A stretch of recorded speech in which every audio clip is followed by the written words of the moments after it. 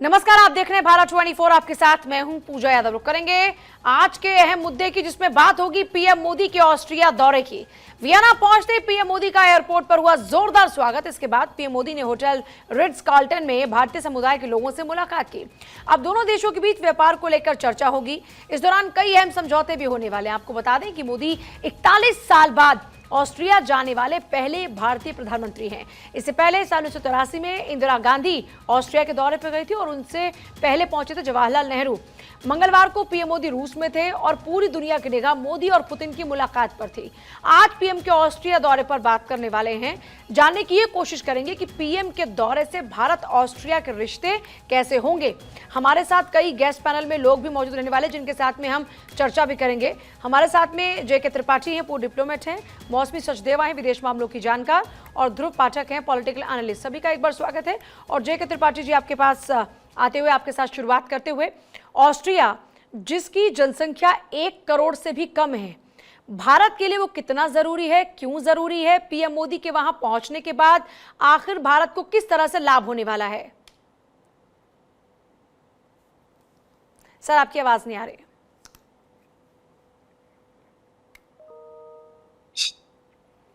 जी,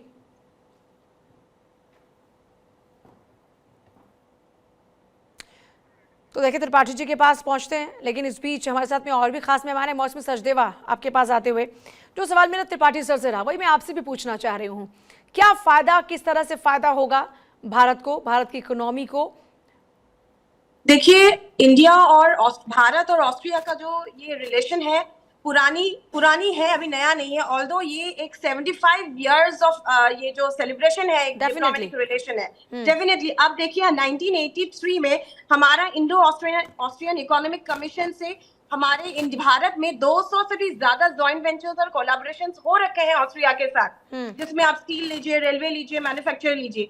अब ये सब जब रिवाइज होंगे तो देखिए इंडिया के लिए कितना बेनिफिशियल होगा। और 2023 में जो इंडिया ऑस्ट्रेलिया स्टार्टअप ब्रिज हुआ था, जिसमें हम इनोवेशंस और एंटरप्रेन्योरशिप डेवलपमेंट के बारे में हम बात कर रहे थे या फॉस्टर करने के लिए बात कर रहे थे। अभी भारत में आप देखिए हम कितना एंटरप्रेन्योरियल माइंडसेट को डेवलप करने के लिए कोशिश कर रहे हैं, एमएसएमई, एसएमई के थ्रू। आप देखिए हमारे जो पुराने जो अग्रीमेंट्स है या लॉन्च हुए थे, ये रिवाइज होने के बाद इंडिया के लिए एक इतना अच्छा प्लेटफॉर्म बनेगा कि जो हमारा जो ये अनएम्प्लॉयमेंट प्रॉब्लम है, ये भी सॉर्ट आउट होगा, इकोनॉमिक ग्रोथ भी होगा। और नॉट ओनली टेक्नोलॉजी, आप देखिए ऑस्ट्रेलिया ग्रीन एनर्जी में कितना रिच है, हाई एंड टेक्नोलॉजी में कितना रिच है। तो इंडिया के जब कोलैबोरेशन स्ट्रांग होंगे, definitely India will emerge as a very powerful economic country. And आप सिर्फ यही नहीं, आप स्पेस टेक्नोलॉजी देखिए, स्पेस टेक्नोलॉजी में भी हमारा और ऑस्ट्रिया का बहुत ही क्लोज कोऑपरेशन है। अगर आप देखिए कि 2013 में इंडिया PSLV C-20 ने ऑस्ट्रिया के 2 सैटेलाइट लॉन्च किए थे। तो ये सारे प्रूफ है कि हमारे उनके रिश्ते पुराने हैं, स्ट्रांग है, लेकिन अभी और उनको रिवाइव किया जा रहा है। जो रिश्ते पहले थे उनको रिवाइव किया जा रहा है, और उनके रिवाइव होने से आप कह रहे हैं कि हर दिशा में बेहतर नतीजे आएंगे। जेके त्रिपाठी सर, अगर अब इस मुलाकात की बात करते हैं, 41 साल बाद भारत के पीएम का वहां पर पहुंचना, जाहिर तौर पर यह किसी स्ट्रॉन्ग स्ट्रैटेजी का पार्ट होगा। आप इसके पीछे क्या स्ट्रैटेजी मानते हैं? पूजा, आपको आवाज आ रही? जी जी, आपको सुन पा रहे हैं अब।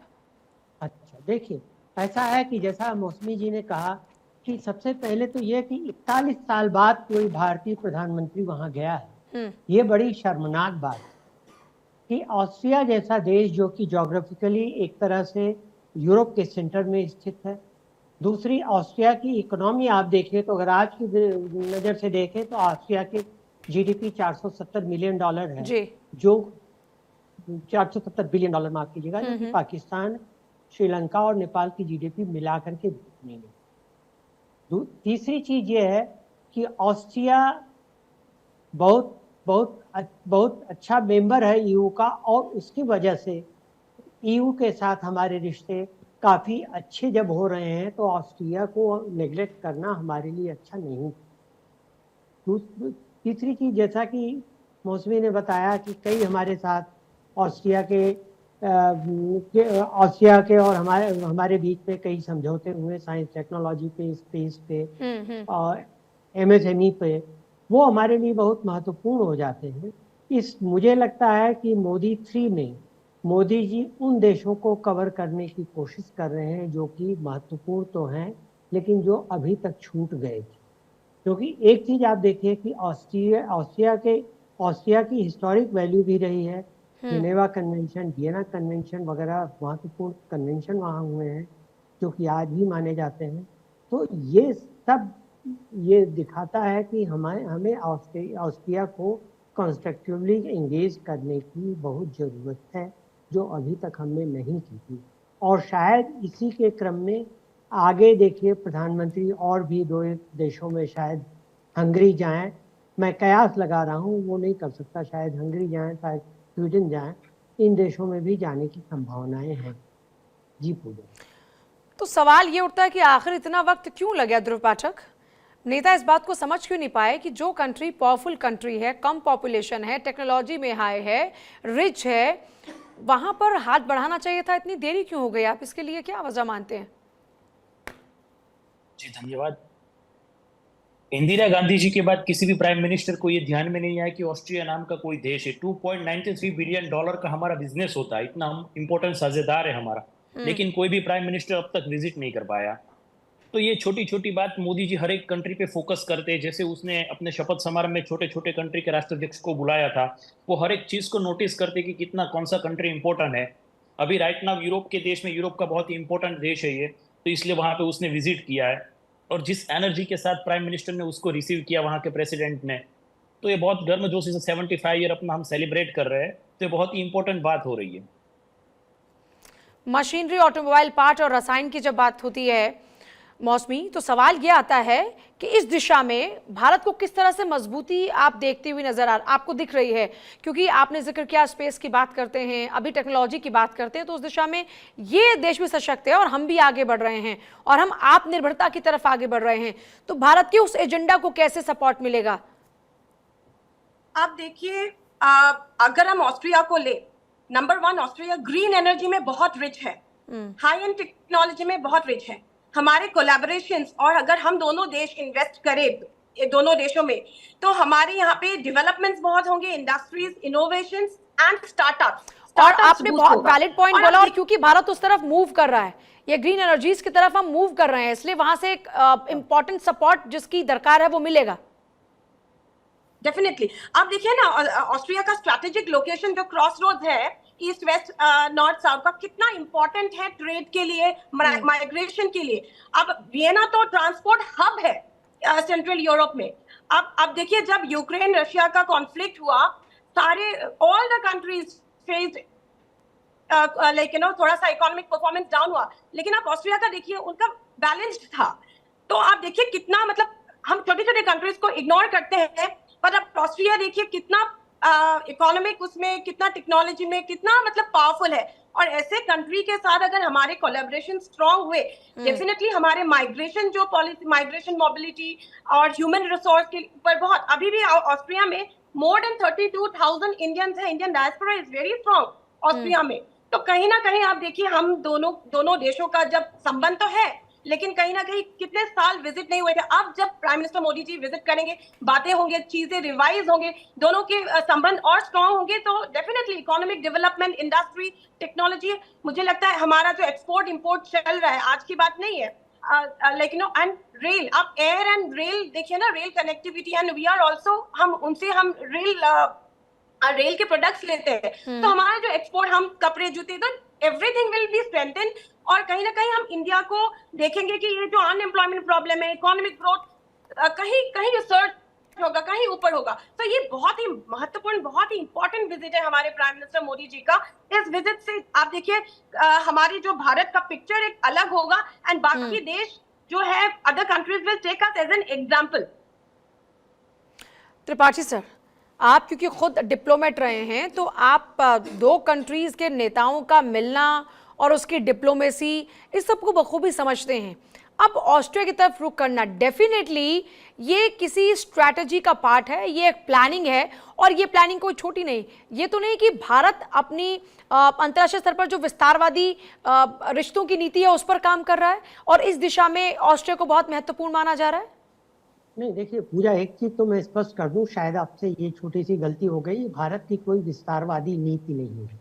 भारत की नीति सभी देशों के साथ, मल्टीपोलैरिटी के सभी देशों के साथ अपने रिश्ते कायम करने और आगे बढ़ाने की। उस सिलसिले में क्या हुआ, अभी तक देखिए 10 साल पहले तक हम बस कुछ ही देशों को जानते थे, कुछ ही देशों पर हमारा ध्यान होता था। अमेरिका है, इंग्लैंड है, फ्रांस है, जर्मनी है, ऑस्ट्रेलिया है, जापान है। इसके अलावा बाकी देश और कुछ छोटे पड़ोसी देश, पाकिस्तान, बांग्लादेश और नेपाल और श्रीलंका पर तो ध्यान जाता था क्योंकि ये हमारे निकटतम पड़ोसी। लेकिन इसके अतिरिक्त कभी ध्यान नहीं जाता था। आपको याद होगा 10 साल पहले मोदी जी ने ऑस्ट्रेलिया की विजिट की थी, जो कि 37 साल में किसी प्राइम मिनिस्टर ने नहीं की। कनाडा की विजिट की थी, जो 43 साल में किसी प्राइम मिनिस्टर ने नहीं की थी। और इतनी ही नहीं, मैं आपको एक बहुत ही पैराडॉक्सल चीज बता दूं कि हिंद प्रशांत महासागर क्षेत्र के 14 ऐसे छोटे छोटे सोलोमन आइलैंड वगैरह वगैरह ऐसे देश हैं जो हर कदम पे हमेशा भारत के साथ संयुक्त राष्ट्र संघ और अन्य प्लेटफॉर्म पर खड़े रहे, एक मुश्त वोट देते रहे। लेकिन हमने न कभी उनको बुलाया, न कभी गए, न उनसे बात की। ये सबसे पहले 2018 में शायद या 2019 में जब मोदी जी न्यूयॉर्क गए थे तो वहां उन्होंने उनसे 14 देशों के राष्ट्रपतियों से बात की थी। और उसी का आपने रिजल्ट देखा कि जब मोदी न्यूजीलैंड गए थे, न्यूजीलैंड या ऑस्ट्रेलिया में कहा, या फिजी गए थे, तो वहां देखिए किसी दूसरे देश के राष्ट्रपति ने पांव छूने की कोशिश की मोदी। तो ये जो है हमें जो दिखाना चाहिए था कि भाई हम सिर्फ बड़े देशों की कदर नहीं करते हैं, हम छोटे देशों के साथ हैं। ये जो माइंडसेट का चेंज हुआ है, अब इससे बड़ा फायदा होने वाला है। इससे देखिए, पहला फायदा तो ये हुआ कि पिछले साल जब हमने G20 की प्रेसिडेंसी ली थी तो पहली मीटिंग हमने ग्लोबल साउथ में की थी, देशों की थी, 125 देशों की, जो कि अविकसित या अल्प विकसित या विकासशील है। तो लेकिन सर, मैं एक चीज आपसे जानना चाह रही हूँ, क्योंकि जो मैं विस्तारवादी नीति की बात कर रही थी, आपको लगा कि मैं चीन की विस्तारवादी जैसे नीति की बात कर रही हूँ, लेकिन मैं रिश्तों की विस्तारवादी नीति की बात कर रही थी। क्या वो रिश्तों की विस्तारवादी नीति कहना इसको गलत होगा? क्या ये उपयुक्त शब्द नहीं है? नहीं, रिश्तों की विस्तारवादी नीति तो मेरा वो तात्पर्य, और मैंने इसलिए रिश्ते लगाया आगे। मैं चीन की विस्तारवादी नीति की बात नहीं कर रही थी। ऑब्वियसली भारत की वो छवि नहीं है, भारत का वो व्यवहार नहीं है, वो भारत का कैरेक्टर ही नहीं है। ऑब्वियसली हम सभी भारतीय, हम लोगों की रग रग में ये बात है, तो वो मैं बखूबी समझती हूँ। लेकिन जो मैं जानकारी एक और मौसमी जी लेना चाह रही हूँ, पहले रूस में पुतिन के साथ में मुलाकात होती है, बहुत ही गर्मजोशी के साथ मुलाकात होना, क्रेमलिन में बैठकर डिनर करना, वहां पर बात होना, फिर इतने उच्च सम्मान देना, ये एक बहुत ही स्ट्रॉन्ग मैसेज करने हो रहा है। लेकिन इस बीच भारत बैलेंस करने की भी कोशिश कर रहा है कि युद्ध का समय नहीं है, हमारे आपके साथ रिश्ते हैं, लेकिन जहां पर कुछ गलत चीजें हैं हम वहां पर उस चीज को ऑब्जेक्ट करेंगे। बिल्कुल, आप देखिए, बहुत कंट्रीज रेफ्यूज कर रहे हैं या अगेंस्ट हो रहे हैं या रशिया को आइसोलेट कर रहे हैं, बट भारत ऐसे है, बहुत ही उनकी नीति, भारत की नीति बहुत सही है। आप देखिए, किसी की इतनी हिम्मत नहीं हुई कि अच्छा रिश्ता बनाने के बावजूद मुंह पे बोले कि ये वॉर का वक्त नहीं है। उन्होंने अभी प्राइम मिनिस्टर मोदी जी ने ये भी एक्सप्रेस किया है कि जो उन्होंने हॉस्पिटल में जो अभी रिसेंटली उनके बच्चों का उसमें जो अटैक हुआ है, वहां पे यूक्रेन में जो आप जिक्र कर रहे हैं, कीव में जो हमला हुआ, तो उन्होंने जिक्र किया है कि ये गलत हुआ है। तो हमारे प्राइम मिनिस्टर मोदी जी में इतना ही has the guts to say कि हाँ ये गलत हुआ है, एंड रशिया के पुतिन ने उसको एक्सेप्ट भी किया है, नहीं तो ये रिश्ता बनता नहीं। ये जो स्ट्रॉन्ग, लेकिन मैं एक चीज जानना चाह रही हूँ, जब इटली में पहुंचते हैं पीएम मोदी, तो वहां पर ज़ेलेंस्की के साथ में बड़ी गर्मजोशी के साथ में मुलाकात होती है, लेकिन ये भी एक इस तरह का इंसिडेंस रहा कि पीएम मोदी रूस पहुंचते हैं, इसी दौरान में एक दिन पहले कीव में हमला हो जाता है, और फिर ज़ेलेंस्की इस बात पर ऑब्जेक्शन करते हैं कि पीएम मोदी ने गले क्यों लगाया पुतिन को। लेकिन पीएम मोदी ने बोला भी है पुतिन जी को कि ये गलत हुआ है, उन्होंने ये एक्सप्रेस किया है, और उन्होंने अभी भी बोला कि कॉन्फ्लिक्ट, वॉर का टाइम नहीं है ये।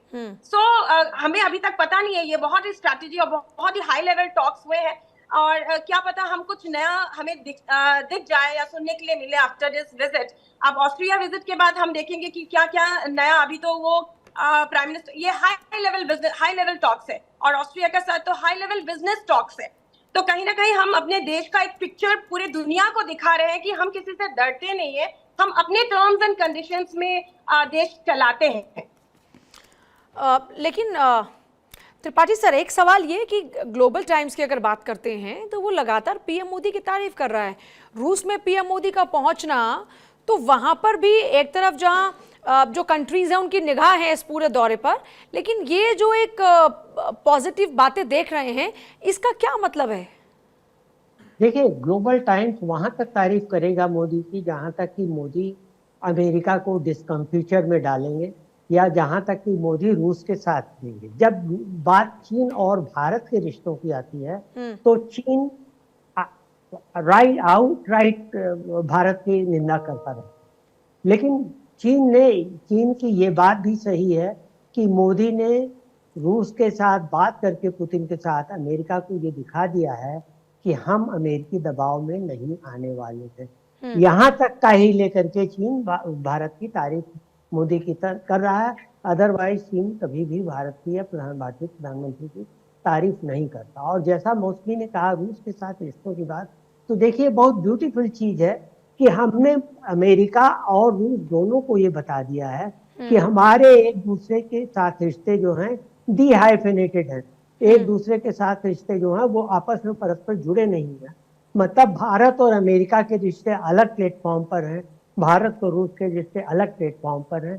इसीलिए आपने देखा होगा जेलेंस्की ने जैसे ही कहा कि ये बहुत ही निराशापूर्ण है कि सबसे बड़े लोकतंत्र के नेता एक हत्यारे राष्ट्रपति को गले लगा रहे हैं, लेकिन आज सवेरे का जो बयान बाइडेन का और स्टेट हाउस का है, स्टेट ऑफिस में, उसमें साफ कहा गया है कि हम इस बात को रिकॉग्नाइज करते हैं कि भारत की अपनी एक रणनीतिक स्वायत्तता है और भारत उसके साथ दोनों देशों के साथ रूस और अमेरिका दोनों के साथ जुड़ा हुआ है।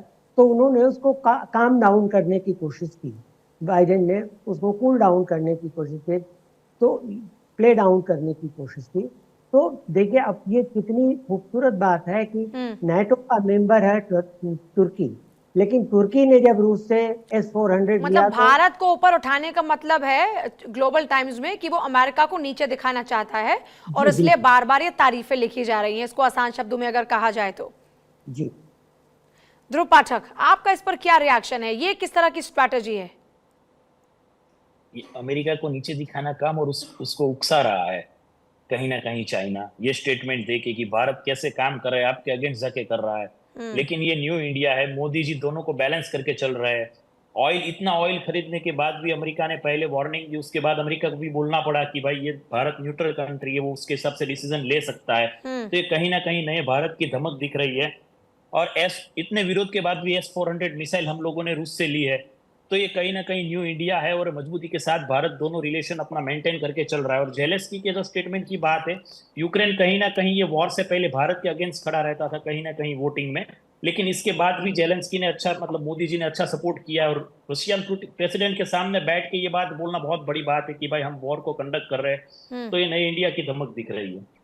मौसमी जी, लेकिन एक बात जो मैं जानना चाह रही हूँ आपसे वो ये कि रूस के साथ हमारे रिश्ते पुराने हैं, बीच में अमेरिका के साथ हमारे रिश्ते अच्छे हुए और अभी दोनों के साथ ही हमारे रिश्ते अच्छे चल रहे थे, लेकिन जो मौजूदा हालात हैं उसमें रूस, अमेरिका, यूक्रेन सबको साथ में लेकर चलना और सबको ये बताना कि गलत को गलत और सही को सही कहने का मादा भारत रखता है।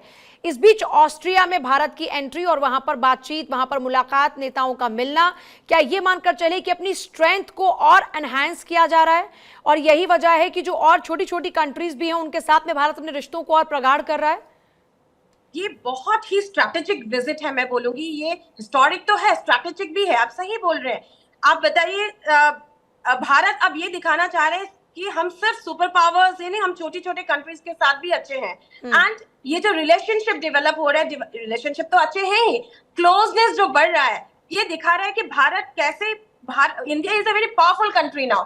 और ये दिखा रहे हैं कि, ये भी दिखा रहे हैं हम किसी के दबाव में नहीं है, हम सबके साथ रिश्ता अच्छे से बना सकते हैं, अपने टर्म्स एंड कंडीशन से बना रहे हैं। अब अभी ऑस्ट्रिया विजिट में देखिए, ये ग्लोबल स्टेबिलिटी जो है, सिक्योरिटी है, उसमें भी डिस्कशन होगी। और कहीं ना कहीं ये छोटे छोटे देशों के में जो विजिट है हमारे प्राइम मिनिस्टर मोदी जी का, हमारे देश को एक ऐसा पिक्चर अब पूरी दुनिया में, अब सबके नजर हमारे भारत पे है कि मोदी जी क्या कर रहे हैं। Everybody's eyes are on in our country. So आप देखिए, ये जो ग्लोबल स्टेबिलिटी है, सिक्योरिटी है, ये सब मेंटेन करना भारत की एक नीति, नई नीति है ये। जैसे ध्रुव पाठक सर ने बोला है, ये न्यू इंडिया है और ये न्यू इंडिया का जो पिक्चर है वो काफी अलग है, पुराने पिक्चर से कंप्लीटली न्यू है। सबको साथ लेके चलना है और ये जो डिप्लोमेसी है, ये डिप्लोमेसी है बहुत अच्छी तरीके से प्ले किया जा रहा है, या ये स्ट्रैटेजी जो है ये बहुत अच्छे से निभाया जा रहा है एंड इन फ्यूचर भी निभाएंगे, क्योंकि हमने देखा है कि किसी भी कंट्री के साथ हमारे 1-to-1 कोई भी दुश्मनी नहीं है, चाहे आप इनडायरेक्ट जो भी हमारे मुद्दाओं हो या डिफरेंसेस हो, लेकिन प्राइम मिनिस्टर मोदी जी कभी भी आप देखिएगा, कभी भी मुंह पे, मतलब देयर इज नो डिफरेंस, हमारे कोई फाइट ही नहीं हो रही है। तो कहीं ना कहीं हमारे जो डिप्लोमेटिक स्ट्रैटेजी है अभी स्ट्रांग होते जा रहे हैं एंड इन फ्यूचर शायद नहीं, मैं तो आई एम कॉन्फिडेंट कि इंडिया को एज एन एग्जांपल लिया जाएगा पूरे countries and it will emerge as one of the powerful countries of the world. और शायद त्रिपाठी सर यही बात पूरी दुनिया समझ रही है, यही वजह है कि भारत की बात को न सिर्फ तवज्जो मिलती है, बल्कि आज रूस यूक्रेन युद्ध की बात हो, वहां पर भारत की बात की इतनी वैल्यू है कि स्थिति को थोड़ा सा काबू में करने के लिए या फिर युद्ध को समाप्त करने के लिए, विराम लगाने के लिए भारत की भूमिका बहुत महत्वपूर्ण हो गई है और इसलिए पीएम मोदी का वहां इस वक्त जाना बहुत ही खास माना जा रहा है। देखिए, आप सही कह रही हैं पूजा, कि पहले भारत जो भी बात करता था उसको एक और कर दिया जाता था, एक कान से सुन के दूसरे कान से निकाल दिया जाता था। उसके बाद स्थिति ये आई कि भारत की बातें सुनी जाने लगी। आज स्थिति यह है कि भारत की बातें न सिर्फ सुनी जाती हैं बल्कि उन पर गंभीरता से विचार होता है और भारत के बारे में दुनिया के देश जो भी कहते हैं सोच समझ के बोलते हैं। एकदम पाकिस्तान की तरह हालत नहीं है कि कुछ भी बोल दिया जाए। तो ये चीज, ये जो फर्क आया है हमारे स्टेटस की वजह से, ये जो फर्क आया है हमारी पॉलिसी, विदेश नीति की वजह से, ये जो हमने बताने की कोशिश की कि हमारे लिए हमारा राष्ट्रीय हित सबसे बड़ा है और राष्ट्रीय हित हमसे जैसा कहेगा वैसा ही हम करेंगे, इसको अब दोनों पक्ष जानते हैं और दोनों पक्ष समझते हैं, उसको स्वीकार करते हैं, रिकॉग्नाइज करते हैं। बहुत शुक्रिया आप तीनों का ही। सर माफी चाहूंगी, वक्त इजाजत नहीं दे रहा आगे चर्चा को बढ़ाने के लिए। बहुत शुक्रिया आप सभी का इस चर्चा में शामिल होने के लिए। देखिए, नए दौर का भारत है इसीलिए कहा जाता है कि ये नए दौर का जो भारत है वो न सिर्फ खुद के आगे बढ़ने के बारे में सोचता है लेकिन सबको साथ लेकर आगे बढ़ने के बारे में सोचता है। इसलिए हम बार बार कहते हैं कि ये समय युद्ध का नहीं है।